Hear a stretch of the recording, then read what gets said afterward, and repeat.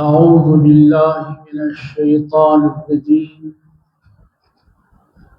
بسم الله الرحمن الرحيم.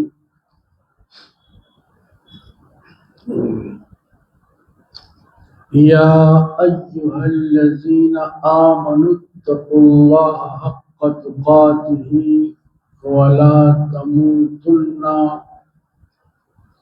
إلا وأنتم مسلمون.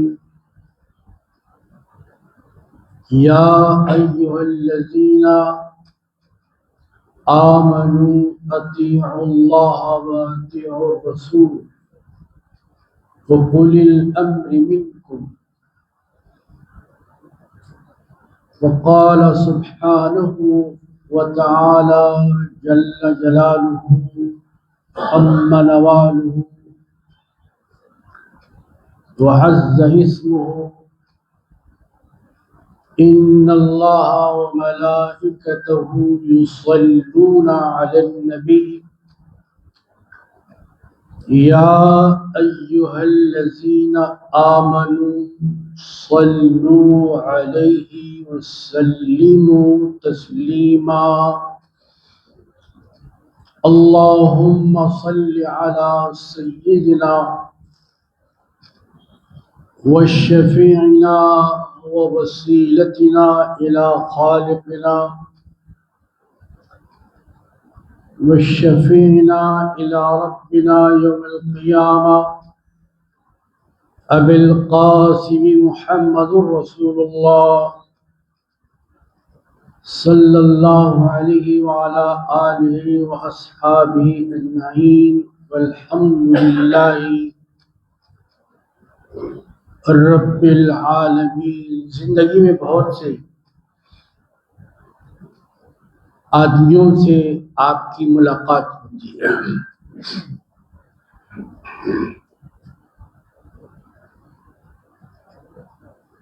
کوئی آدمی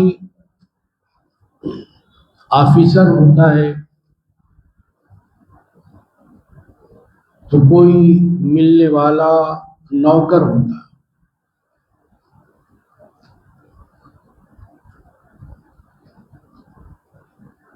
کوئی عالم ہوتا ہے تو کوئی غیر عالم.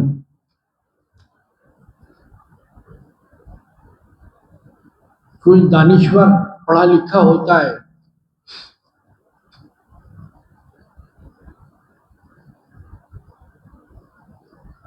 کوئی آدمی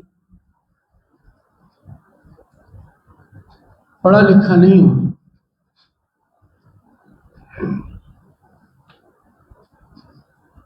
ملنے والوں میں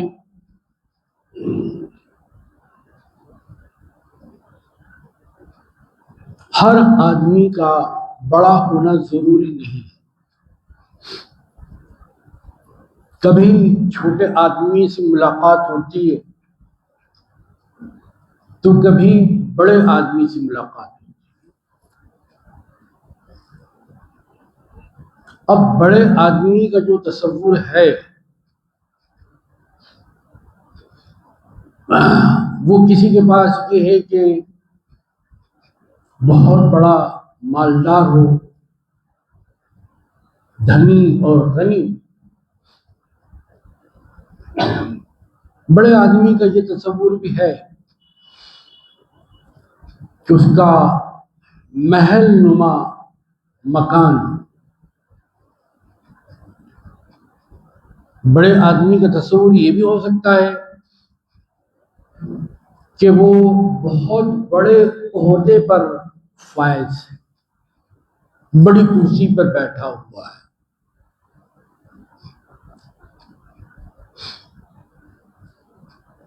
بڑے آدمی کا تصور یہ بھی ہے کہ جو روزانہ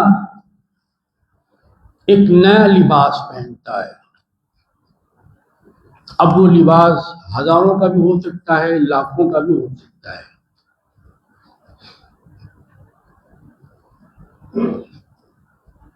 بڑے آدمی کا تصور ایک یہ بھی ہے کہ آپ کی عمر چھوٹی ہے، جس سے آپ کی ملاقات ہو رہی ہے، اس آدمی کی عمر بڑی، لہذا وہ بڑا ہے۔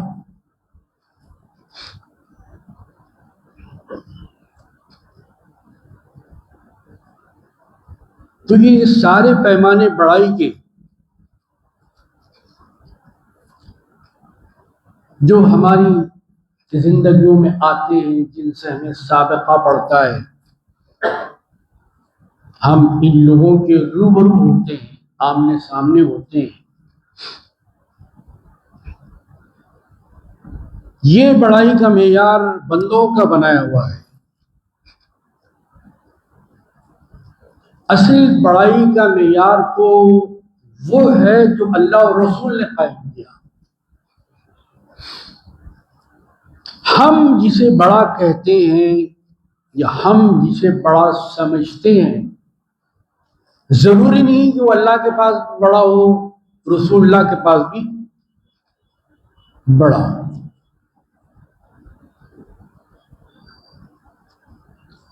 اللہ کے پاس کون بڑا ہے؟ اگر یہ سوال کیا جائے تو اس کا کیا جواب ہونا چاہیے؟ ظاہر ہے جس آدمی کا مطالعہ نہ ہو، نظر گہری نہ ہو، فکر پختہ نہ ہو، وہی باتیں کہے گا جو آپ نے پہلے کہا، دولت مند ہو، صاحب عزت ہو، بڑی کرسی ہو۔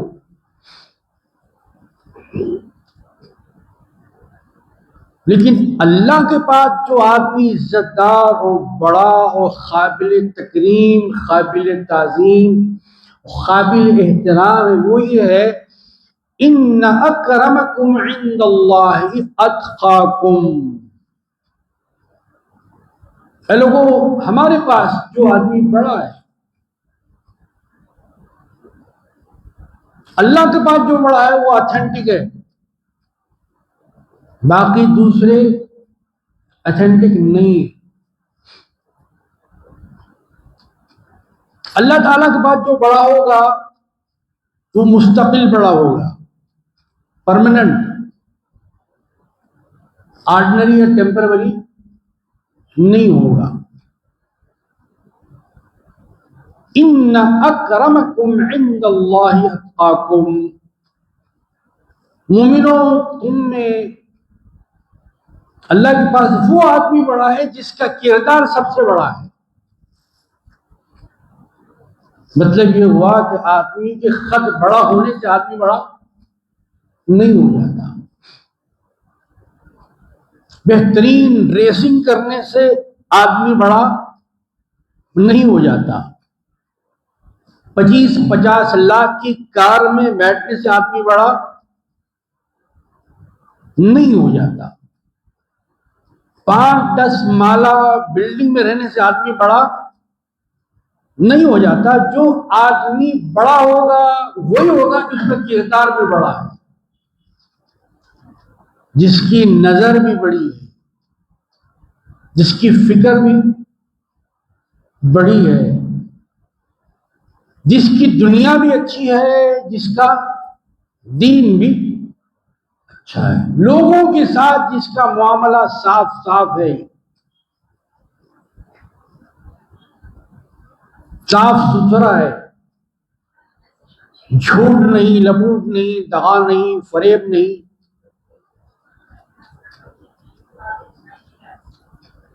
تو یہ جو انسانی صفات ہے،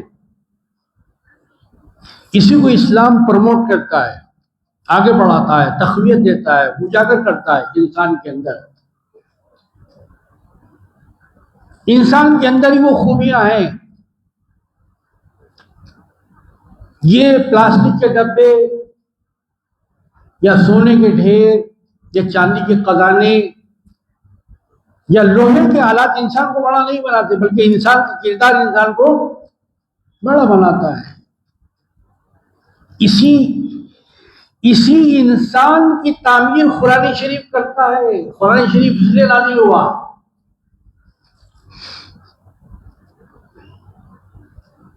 پہلے زندہ اس قرآن سے فائدہ اٹھائیں، زندہ اس کتاب کو پڑھیں، زندہ اس کتاب سے سبق حاصل کریں، کہ میں اللہ کے پاس کیسے قابل عزت بن سکتا ہوں،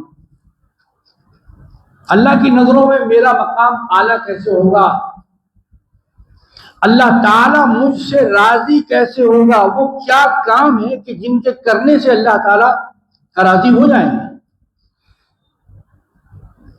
آج غالباً 14 محرم الحرام ہے۔ اس مہینے میں جس ہستی کی یاد اور جن کی شہادت کو ہم دہراتے ہیں، غم میں ڈوب جاتے ہیں، آنسو بہاتے ہیں، جلسے کرتے ہیں، مناقب پڑھتے ہیں، وہ سید الشہداء امام حسین رضی اللہ تعالیٰ عنہ اپنی ذات میں بھی بڑے تھے، اپنے کردار میں بھی بڑے تھے۔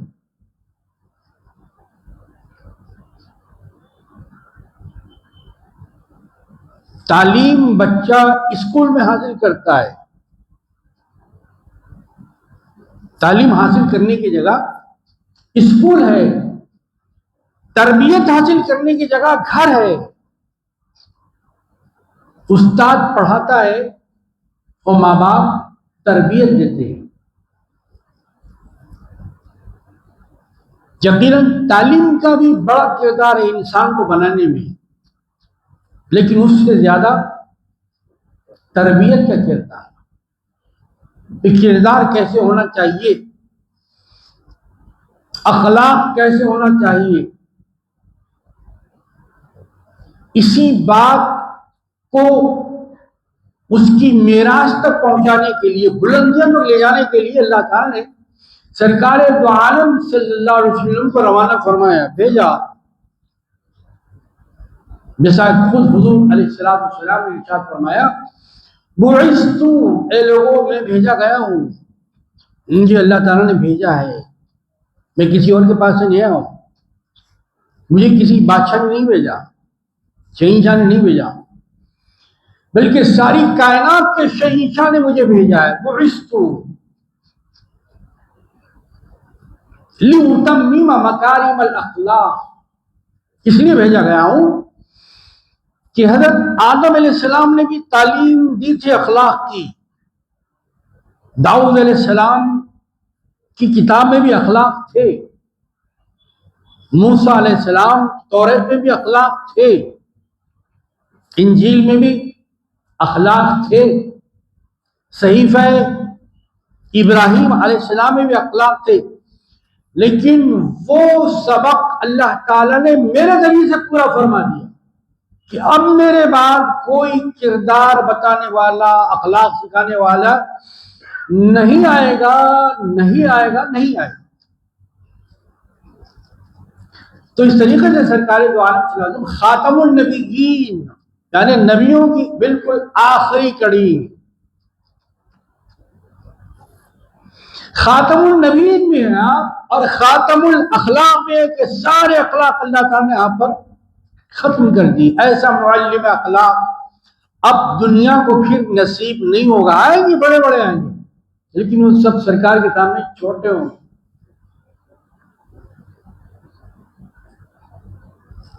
ان کی وہ عزت نہیں ہوگی، ان کا وہ مقام نہیں ہوگا جو مقام اور مرتبہ سرکار دو عالم صلی اللہ علیہ وسلم کا ہے۔ لِأُتَمِّمَ، تاکہ میں مکمل کر دوں، پورا کر دوں۔ سرکار نے اخلاق کو سبق پورے کا پورا پڑھا دیا، کچھ باقی نہیں رکھا۔ اب جب کچھ باقی نہیں ہے تو کسی نبی کے آنے کا سوال ہی نہیں ہے۔ اس لیے اہل سنت جماعت کا عقیدہ ہے کہ سرکار دو عالم صلی اللہ علیہ وسلم خاتم النبیین ہے، جیسا خود سرکار دو عالم صلی اللہ علیہ وسلم نے اپنی ختم نبوت کو ایک مثال دے کے سمجھایا کہ مثال سے بات سمجھ میں آتی ہے، جلدی ذہن نشین ہو جاتی ہے۔ کیا مثال سرکار دو عالم صلی اللہ علیہ وسلم نے دی کہ ایک آدمی نے ایک بہترین مکان بنایا، محل بنایا، بہت خوبصورت، شاندار قالین اور عالیشان فانوس اور فوارے اور بہترین ڈیکوریشن، زیبائش، آرائش، زینت جتنی ہو سکتی تھی خوبصورت سے خوبصورت اس نے بنایا، دروازے بھی لاجواب، کھڑکیاں بھی بے مثال، ہر چیز اس کی بہت خوبصورت تھی، لیکن ایک جگہ اسے خالی رکھ چھوڑ دی، اس وجہ سے وہ خوبصورت مکان مکمل نہیں تھا، ایک جگہ اس نے چھوڑ دی۔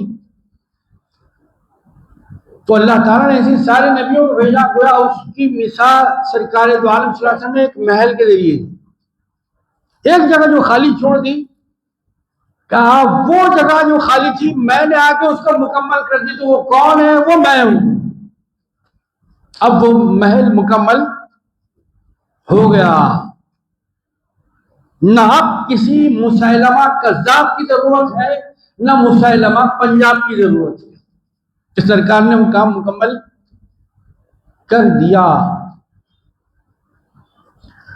ما كان محمد ابا احد من رجالكم ولكن رسول الله وخاتم النبيين۔ دیکھیے مہر لگا دینے کے بعد اب پھر اسے توڑا نہیں جاتا، خاتم کہتے ہیں مہر سیل کو۔ اب مہر لگانے کے بعد اگر کوئی سیل کو توڑ کر اس کے اندر کے میٹر میں کچھ لکھنے کی، ٹائپ کرنے کی، کمپوز کرنے کی کوشش کرے گا، وہ جعلی ہوگا، وہ نقلی ہوگا، وہ ڈپلیکیٹ ہوگا، اس کا حقیقت سے کوئی تعلق نہیں ہوگا۔ تو خاتم کی معنی ہے مہر کے، سیل کے۔ وہ مہر اللہ تعالیٰ نے سرکار دو عالم صلی اللہ علیہ وسلم کے ذریعے نبوت کے دروازے پر لگا دی کہ اب اس میں کوئی داخل نہیں ہوگا۔ تو ایسے پیغمبر کی گود میں جس صاحبزادے کی تربیت ہوئی، کیا وہ صاحبزادہ غلط ہو سکتا ہے؟ سوچنے والی بات۔ شہادت کے جلسے کیجیے، آپ خوب کیجیے، اللہ آپ کو نصیب کرے، شربت پلائیے آپ، روٹ کھلائیے آپ، لیکن ذرا یہ روڈ بھی تو دیکھیے، کس روڈ پہ سرکار دو عالم صلی اللہ علیہ وسلم نے امام حسین کو چلایا۔ یہ کردار کی روڈ ہے، تقوی کی روڈ، اخلاق کی روڈ، لین دین معاملات کو سیدھا سیدھا رکھنے کی روڈ ہے۔ جیسے بندوں کے ساتھ بہترین معاملہ رکھنا چاہیے، ویسے اللہ تعالیٰ کے ساتھ بھی بہترین معاملہ رکھنا چاہیے۔ جمعہ نہیں کہ اسلام ویکلی نہیں ہے، اسلام تو ڈیلی ہے۔ اسلام is every time, every night, every day, every hour, every minute, every second۔ کوئی سیکنڈ ایسا خالی نہیں ہے کہ آپ مسلمانیت سے باہر ہو جاتے، نکل جاتے۔ تو کبھی بھی اسلام کو ویکلی مت سمجھیے، اسلام کو منتھلی مت سمجھیے۔ وہ تو جس دن اپنی ماں کے شکم سے آپ نے باہر آ کر سانس لی اور پھر زمین پر اپنی آخری سانس آپ چھوڑنے والے، اس وقت تک آپ مسلمان ہیں۔ کہیں بھی مسلمانیت سے آپ نکل نہیں سکتے۔ لیکن ایک نازک مقام ہے، وہ بھی میں ذرا آپ کو بتانا چاہوں گا۔ ایک نازک مقام ہے کہ جہاں ایمان مومن سے الگ ہو جاتا ہے۔ اب وہ کتنا بھیانک مقام ہوگا، کوئی اچھا مقام تو نہیں ہوگا۔ جب ایمان جدا ہو رہا ہے، مومن سے الگ ہو رہا ہے، تو وہ عمل یقیناً بہت بہت خراب عمل ہوگا، انتہائی گھناؤنا ہوگا۔ اس پر ثواب نہیں بلکہ عذاب ملتا ہوگا۔ ہاں، اس وقت ایمان مومن سے نکل جاتا ہے، سائے کی طرح رہتا ہے، جب وہ مومن زنا کرتا ہے، زنا کے عمل میں ہوتا ہے۔ اتنا گھناؤنا عمل ہے، اتنا غیر فطری عمل ہے، اتنا خدا کو، رسول اللہ صلی اللہ علیہ وسلم کو، ساری امت کو ناپسندیدہ عمل ہے۔ جب وہ اپنی منکوہا کو چھوڑ کر غیر منکوہا سے رابطہ قائم کرتا ہے، تو کوئی اچھا کام نہیں کر رہا ہے۔ اسلام کبھی بھی اس کو اچھا نہیں کہتا، رسولوں نے کبھی بھی اس کو اچھی نظر سے نہیں دیکھا، بندگان خدا نے کبھی بھی اس کی تعریف و توصیف نہیں کی، بلکہ گناہ کو گناہ کہا اور نیکی کو پھر جب وہ گناہ کے اس انتہائی برے اور خبیث عمل سے فارغ ہو جاتا ہے تب پھر ایمان اس کے بعد لوٹ آتا ہے. خدا نہ خواستہ 1000 بار خدا نہ خواستہ اگر اسی حالت میں اس کا انتقال ہو جائے تو کیا ہوگا؟ ایمان ساتھ اپنے لے جا رہا ہے. وہ زندگی بھر جس کے لیے دعائیں کرتا رہا، جامع مسجد میں آ کے سجدہ کرتا رہا، امام صاحب سے دعا کی درخواست کرتا رہا، قرآن شریف پڑھتا رہا، روزے کھلواتا رہا اور اپنے ساتھیوں کو پارٹیاں دیتے رہا، بیٹیوں کی بڑی دھوم سے بیٹوں کی بڑی دھوم سے شادیاں کیا، کیا وہ سب اعمال اس کے کام آئے یا اس کے نامہ اعمال سے باہر نکال دیے گئے، پھینک دیے گئے، حقارت کر دیے گئے، ضائع کر دیے گئے؟ جی تو ایمان ایسی اہم چیز ہے جس کی حفاظت کرنے کے لیے سرکار دو عالم صلی اللہ علیہ وسلم نے بہت سے طریقے بتائے ہیں. اگر آپ نے ڈکلیئر کیا ہے کہ I am Muslim, I am مومن، میں ایک مومن ہوں. مومن کا مطلب لا الہ الا اللہ محمد، ساری بڑائیاں جتنے بڑے وہ سب چھوٹے ہیں، سب سے بڑا سب سے اعلی سب سے بالا اللہ، رحمان اللہ، رحیم اللہ، ودود اللہ، عزیز اللہ، حکیم اللہ، رزاق اللہ. لا الہ الا اللہ محمد رسول اللہ، کہ اللہ تبارک و تعالیٰ کے سوا میں کسی کو عبادت نہیں کروں گا، کسی کا کلمہ نہیں پڑھوں گا، وندے ماترم میرا یقین نہیں ہے، میرا عقیدہ نہیں ہے. میں تو لا الہ الا اللہ محمد رسول اللہ کہوں گا علل اعلان. اذان میں کیا ہوتا ہے؟ موزن صاحب نہیں، موزن نہیں، مؤذن. یہ قرآنی لفظ ہے، قرآن کو مت بگاڑیے خدا کی. اذن یؤذن فہو مؤذن، آواز بلند کرنے والا، اللہ کی توحید کی، سرکار دو عالم صلی اللہ علیہ وسلم کی رسالت کی گواہی بلند کرنے والا اپنی حلق سے. قیامت میں لوگ آئیں گے تو بہت سارے لوگوں کو دیکھیں گے، ان کی گردنیں عام لوگوں سے اونچی اونچی ہوں گی. جو کہ آپس میں ایک دوسرے پوچھے، ارے بھائی ان کی گردن تو ہم سے بہت لمبی ہے، بہت اونچی ہے، آخر کیوں ان کی لمبن ہوئی گردن؟ تو بتایا جائے گا کہ ان کے دیکھ کو ہنسو مت، بلکہ یہ وہ لوگ ہیں جو دنیا میں اللہ کی شہادت دینے سے اور اپنے حلق سے اللہ کی اذان بلند کرتے تھے، اس لیے ان کی گردنیں بلند کر دی گئی. لیکن جو اللہ کا نام بلند کرتا ہے اللہ تعالیٰ اس کا درجہ بھی بلند فرما دیتا ہے. مؤذن صاحب جو ہم کو اللہ کے دربار میں بلاتے ہیں، نماز کے لیے بلاتے ہیں، عبادت کے لیے بلاتے ہیں، غفلت سے جگاتے ہیں، ہوشیاری کی طرف، نیکی کی طرف دعوت دیتے ہیں.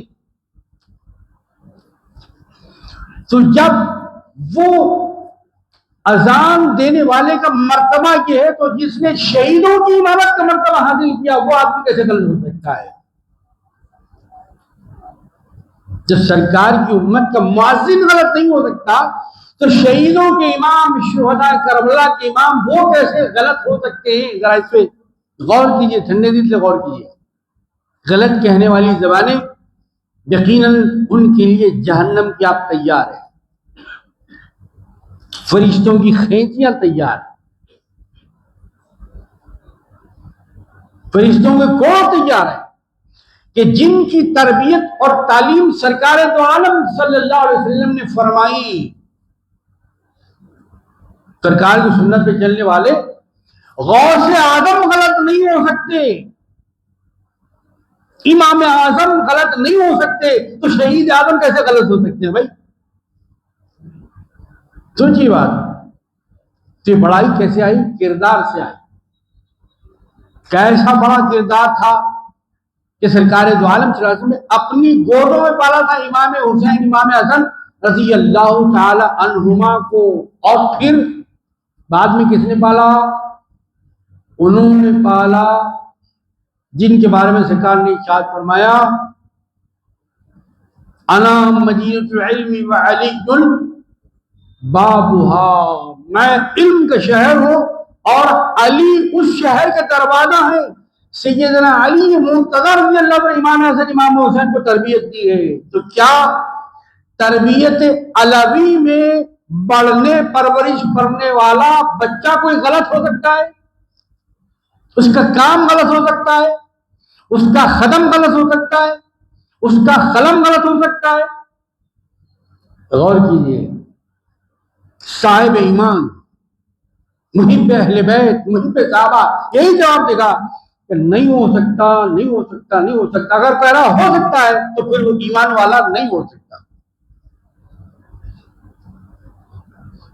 بی فاطمہ خاتون جنت، جن کا نام مبارک خطبے میں لیا جاتا ہے، جن کا رشتہ آسمان میں اللہ تعالیٰ نے سیدنا علی سے طے فرمایا، ایسی والدہ کے ہاتھوں میں جن کی تربیت ہوئی، کیا وہ بچہ غلط ہو سکتا ہے؟ غور فرمائیے، کون بیوی فاطمہ، کیا مقام ہے ان کا، کیا درجہ ہے ان کا؟ مقام تو اس دن دکھایا جانے والا ہے جس پر ہمارا ایمان ہے، ہم اس دن کو مانتے، ڈے آف ججمنٹ، مالک یوم الدین، وہ فیصلے کے دن کا مالک ہے، فیصلہ ہونے والا ہے۔ انگلی اٹھانے والے بھی سوچ لے اور ان کی بارگاہ میں سلام بھیجنے والے بھی سوچ لے، دونوں کے لیے موقع ہے جی۔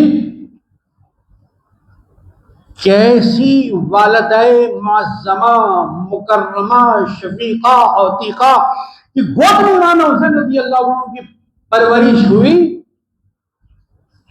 کہ جب آپ قیامت کے میدان میں تشریف لائیں گی، جس کو حدیث پہ یقین ہے وہی سنے، جس کو یقین نہیں وہ نہ سنے۔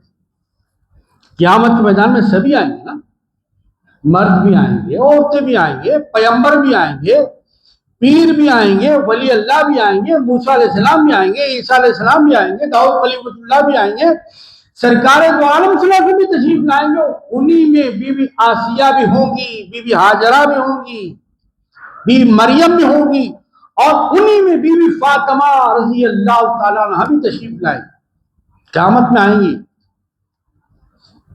دوسرے کس حالت میں آئیں گے ہم کو نہیں معلوم، لیکن ہم جو بتا رہے ہیں وہ ہم نے اپنے سورسز سے معلوم نہیں کیا، ہم نے کہیں جا کے کھوج نہیں کی، تحقیق نہیں کیا، ڈسکوری میں نہیں گیا، ہم کو یہ بات سرکار دو عالم صلی اللہ علیہ وسلم نے بتائی کہ جب فاطمہ رضی اللہ تعالیٰ عنہ سرکار کی صاحبزادی قیامت کے میدان میں تشریف لائیں گی تو ایک اعلان کرنے والا اپنی طرف سے نہیں، اللہ کی طرف سے اعلان کرے گا،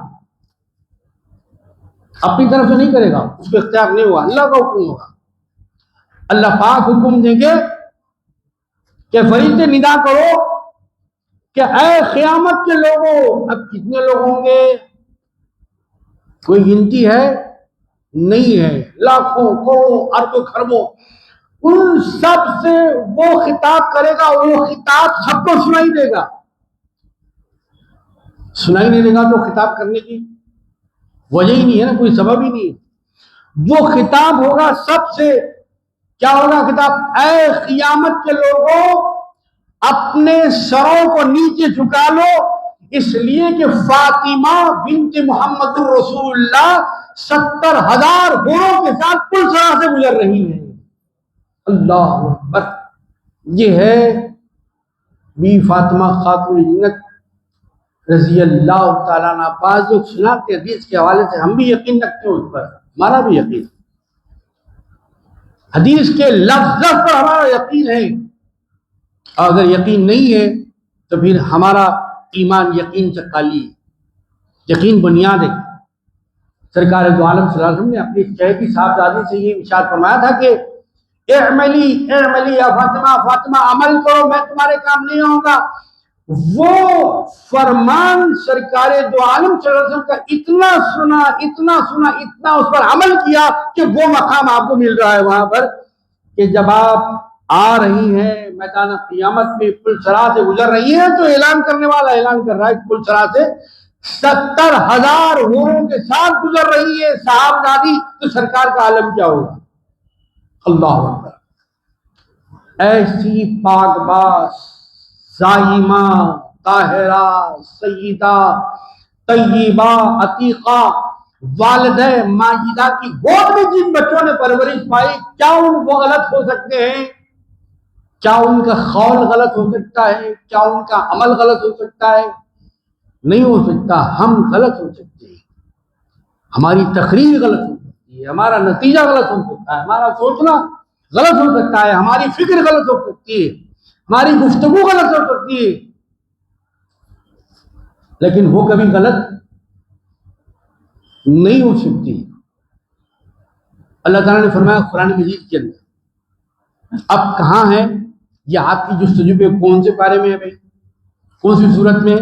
ذرا ڈھونڈ کے نکالیے۔ کونو مع الصادقین، آپ کو جلسوں میں سنتے کسی پر خطبہ ائمہ مقررین حضرات کتاب بھی فرماتے، کونو ہو جاؤ۔ کس سے کہا جا رہا ہے یہ؟ نماز پڑھنے والوں سے۔ کس سے کہا جا رہا ہے یہ؟ روزہ رکھنے والوں۔ کس سے کہا جا رہا ہے یہ؟ قرآن شریف پڑھنے والوں۔ کس سے کہا جا رہا ہے یہ؟ حج کرنے والوں، رمضان شریف میں عمرہ کرنے والوں سے، خیر خیرات صدقات، اپنی جیب پر مکان کی بھیڑ جمع کر کے زکات کی ساڑیاں دینے والوں سے کہا جا رہا ہے۔ کیا کہا جا رہا ہے؟ کونو، نماز پڑھنے کے بعد بھی، زکات دینے کے بعد بھی، عمرہ کرنے کے بعد بھی، بہت بڑا دعوت افطار کا دسترخوان سجانے کے بعد بھی، کونو مع الصادقین، اے لوگوں یہ سب کرنے کے بعد بھی سچوں کے ساتھ ہو، جھوٹوں کے ساتھ نہ ہو، کیونکہ ان کی صحبت میں رہیں گے تو تمہارا ایمان محفوظ رہے گا۔ جن آنکھوں نے خاتم النبیین کو دیکھا وہ نگاہ غلط ہو سکتی ہے۔ سرکار دو عالم صلی اللہ علیہ وسلم نے ارشاد فرمایا، کیا فرمایا؟ ایمان والوں کے لیے، یقین والوں کے لیے، تسلیم کرنے والوں کے لیے، ڈلمل یقینوں کے لیے نہیں ہے یہ۔ علم غیب رسول پر بحث کرنے والوں کے لیے نہیں ہے یہ کلام۔ جو پیغمبر کو اپنے جیسا کہتے ہیں ان لوگوں کے لیے نہیں ہے، خوش بختوں کے لیے، بدبختوں کے لیے نہیں ہے، قسمت والوں کے لیے۔ کیا فرمایا سرکار نے؟ من رآنی فقد رأى الحق، جسے مجھے دیکھنے کی سعادت حاصل ہو گئی، ایمان کی حالت میں جس نے مجھے دیکھ لیا، جلوے زیبائے محمدی جس کی نظروں میں سا گیا، تو اس نے محمد الرسول اللہ کو نہیں دیکھا، اس نے حق یعنی اللہ کو دیکھا۔ اللہ اکبر! یہ سرکار دو عالم صلی اللہ علیہ وسلم کا فرمان حدیثوں میں لکھا ہوا ہے، کتابیں چھپی ہوئی نہیں ہے، چھپی ہوئی بھی نہیں ہے، چھپی ہوئی نہیں ہے، چھپی ہوئی ہے، دیکھ لیجیے۔ اگر لائبریری جہاں نہیں جاتے آپ، کتب خانہ نہیں جاتے، بھائی اب تو انٹرنیٹ آ گیا ہے، اسی میں جا کے دیکھ لیے۔ نہیں صاحب اور دنیا آگے بڑھ چکی ہے، اب تو اے آئی بھی آ گیا، اسی سے پوچھ لیجیے یہ حدیث کہاں کہاں ہے، کون سی کتاب میں، کس صفحے پر ہے، کس مطبعے کے اندر یہ کتاب چھپی ہے، چیپٹر کون سا ہے، حدیث کا نمبر کیا ہے، حدیث کے الفاظ کیا ہے، پھر ان میں اختلاف کیا ہے، اس کے راوی کون ہے، یہ سب آپ کے سامنے بالکل آئینے کی طرح آ جائے۔ من رآنی فقد رأى الحق، جس نے مجھے دیکھا اس نے حق کو دیکھا۔ تو امام حسین نے حق کو دیکھا تو حق پر تھے، وہ نہ کمی نہیں ہو سکتی۔ امام حسن رضی اللہ عنہ نے حق کو دیکھا تو کبھی غلط۔ اور سرکار دو عالم صلی اللہ علیہ وسلم نے کیا فرمایا؟ الحق مع علی وعلی مع الحق۔ یہ فرامین مصطفی صلی اللہ علیہ وسلم کتابوں میں لکھے ہوئے بھائی، ہم پڑھتے نہیں، خالی بحث کرتے ہیں آپس میں۔ ایسے ویسے لوگوں کے ویڈیو آ جاتے ہیں، وہی شیئر کرتے جاتے ہیں۔ اور سمجھتے ہیں کہ قابل ثواب کام کر رہے ہیں. نہیں، حقیقت کی دنیا میں آئیے. شراب پانی دکھائی دیتا ہے، پانی نہیں ہوتا. پانی تو حقیقت میں پانی ہوتا ہے، پانی خدا کی مخلوق ہے. شراب تو دھوپ سے یہ صحرا میں چمکتا ہوا ایک منظر ہے. شراب میں مت جیے. اسلام شراب میں پینے کی تعلیم نہیں دیتا، آپ پر حقیقتوں کے دروازے کھولتا ہے. کیا آپ ان دروازوں میں داخل ہونے کے لیے تیار ہیں؟ کیا آپ یہ کتابیں پڑھنے کے لیے تیار ہیں؟ کیا ان کے چیپٹر آپ کی نگاہوں سے گزرنے کے لیے آپ تیار ہیں؟ تو پھر دنیا کھلی ہوئی. آئیے کیا فرمایا سرکار نے کہ علی رضی اللہ عنہ حق کے ساتھ ہیں اور حق علی رضی اللہ عنہ کے ساتھ ہے، اور امام حسن امام حسین علی کے ساتھ ہے.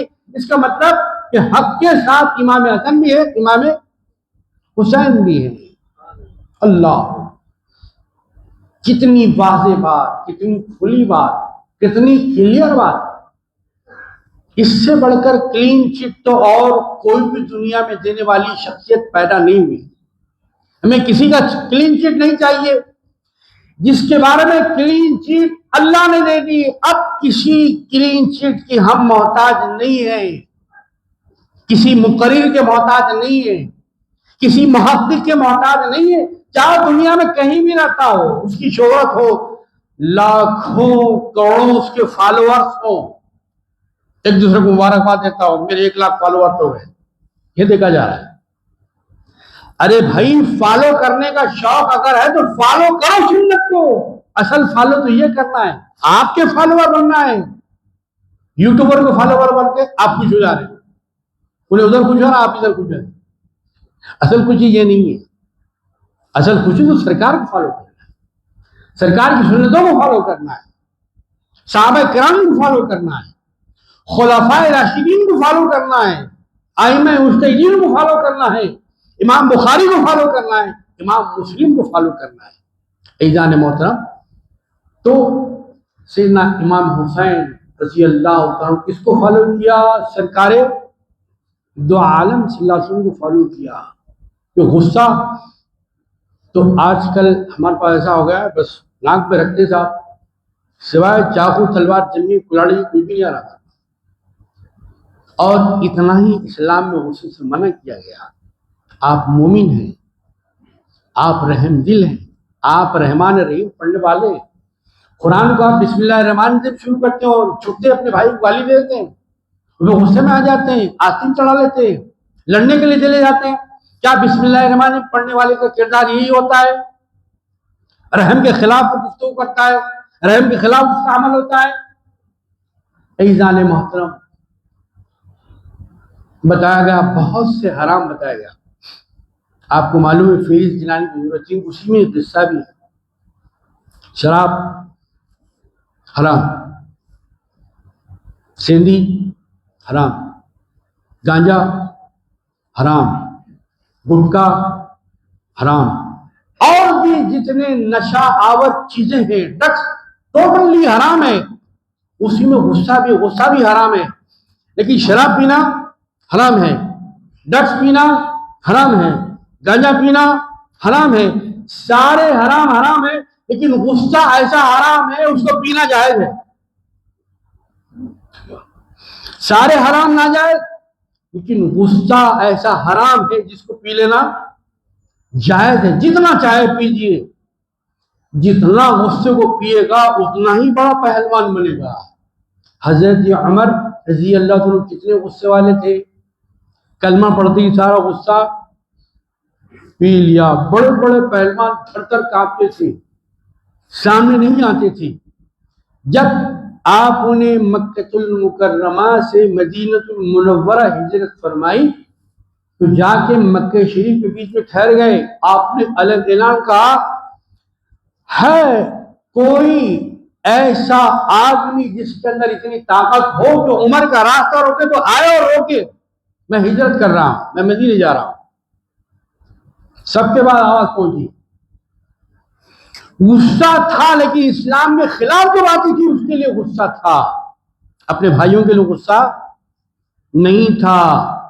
حضرت امام حسن امام حسین نے خلفائے راشدین کی زندگی دیکھی، سیدنا ابو بکر صدیق کا جمال دیکھا، سیدنا عمر کا جلال دیکھا، سیدنا عثمان کی غنا دیکھی، سیدنا علی کی شجاعت دیکھی، تو پھر آپ کے اندر بھی تحمل، برداشت جو آج کل ختم ہوتا جا رہا ہے،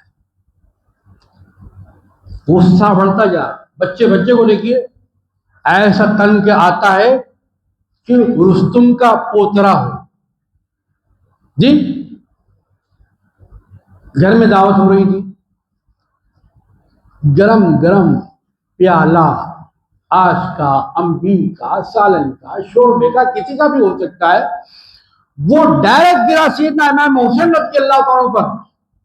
اب گرم گرم پیالہ جب کسی آدمی کو گرتا ہے تو کیا وہ ٹھنڈا رہتا ہے؟ وہ بھی گرم ہو جاتا ہے۔ ایک تو گرنے کی چیز گرم، یہ بھی گرم، دونوں گرم۔ اب دونوں گرم مل جائے تو کیا ہوتا ہے؟ آدمی آبے سے باہر ہو جاتا ہے، بے قابو ہو جاتا ہے۔ اگر ہاتھ نہ چلے اس کے تو کم از کم زبان تو چلتی ہے، دکھ نہیں رہا ہے، آنکھیں کہاں گئی ہے، بینائی چلی گئی ہے، اور اگر زیادہ پڑھا لکھا نہیں تو کیا اندھا ہو گیا ہے؟ کم از کم اتنا تو بولتا ہے نا۔ لیکن امام حسین رضی اللہ عنہ کیا فرمایا؟ قسم تو غیظی، میں نے اللہ کے لیے غصہ پی لیا، جا اب غصہ نہیں کروں گا۔ اللہ، کوئی امام حسین کو غلام تھا، سرکار معاف بھی کر دیے، جا معاف بھی کر دیا، آزاد بھی کر دیا۔ یہ ہے امام حسین رضی اللہ عنہ کا اصل کردار، جو محرم میں ہم کو سننا ہے، اپنا لائیں، لیکن ہم صرف شربتوں تک رہ گئے، روٹوں تک رہ گئے، جلوسوں تک رہ گئے، مناقب تک رہ گئے۔ یہ کردار تو بہت آگے لے جاتا ہے بھائی، اللہ کی راہ میں اللہ سے عشق کرنا سکھاتا ہے۔ حضرت امام حسین رضی اللہ عنہ بہت بڑے عاشق الہی تھے۔ کتنے عاشق الہی تھے؟ کبھی سنا آپ نے؟ کبھی آپ کے کان میں حرکات آئی کہ کیسے اللہ تعالیٰ کو چاہتے تھے آپ؟ مدینہ المنورہ سے لے کر مکہ شریف کا فاصلہ تقریباً 400 کلومیٹر، 400 کلومیٹر کا ہے۔ وہ مدینہ شریف سے آپ نے 25 مرتبہ پیدل حج فرمایا۔ اللہ، یہ ہے امام حسین رضی اللہ عنہ، اللہ تعالیٰ سے عشق و محبت کرنے والے۔ اب کتنی مصیبتیں اس وقت آئی ہوں گی، جی کتنی مصیبتیں اس وقت آئی۔ 40 آپ نے فرمایا، اب کتنی سہولتیں، لیکن اس کے باوجود جا کے اگر پانی نہیں آیا، اگر کھانا وقت نہیں آیا، وہاں سے ویڈیو ڈالتے کہ صاحب ایسا ہو گیا، ایسا ہو گیا، اور کھانا نہیں مل رہا، اور پانی نہیں مل رہا، اور گویا زندہ دفن اب رباط کے اندر ہی ہو جائے۔ کتنی شکایتیں کرتے ہم لے جانے والے کی۔ اور امام حسین کتنے عاشق تھے۔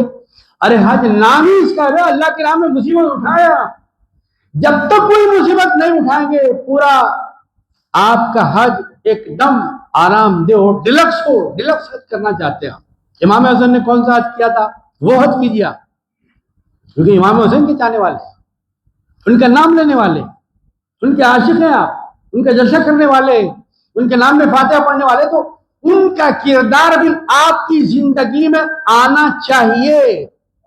اور اگر نہیں آتا ہے تو پھر ذرا نام لینے کے لیے 100 بار اپنے کو اوپر سے نیچے دیکھنا بھی پڑتا ہے۔ یہ مہینہ یاد دلاتا ہے اس کردار کہ آپ نے ایسے سینکڑوں حج پیدل فرمائے، پیدل۔ اب کتنی مصیبت ہوتی پیدل چلنے میں۔ گھر کا بچہ بھی بازو دکان سے سودا لانے کے لیے پیدل جانے تیار نہیں، کہ پپا گاڑی دلائیے، میں پیدل جاؤں، سائیکل یہ تو کبھی میری غیرت گوارا نہیں کرے گی۔ ارے میرے دوست احباب جو گاڑی پہ جا رہے ہو، آپ مجھے سائیکل پہ جانے کے لیے کہہ رہے ہیں، پیدل جانے کے لیے کہہ رہے ہیں۔ اللہ اکبر، عزیزان محترم، وہ کردار نہیں ہے۔